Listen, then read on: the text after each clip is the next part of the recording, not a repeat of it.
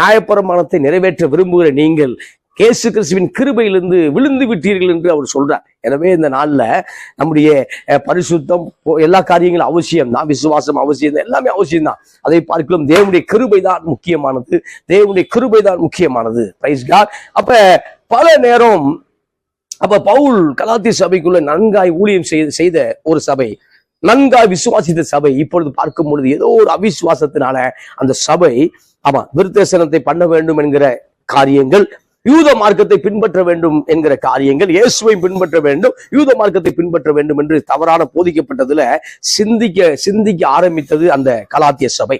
பவுல் சொல்லும்போது வேறொரு சுவிசேஷம் இல்லையே, இந்த நாளிலும் நம்முடைய வாழ்க்கையில் சொல்லும்போது வேறொரு சுவிசேஷம் இல்ல பிரதர், வேறொரு நற்செய்தி இல்ல பிரதர். மங்கி எறியக்கூடிய திரியை அணைக்க கூடாது என்றால் அது இயேசு மாத்திரமே முடியும்.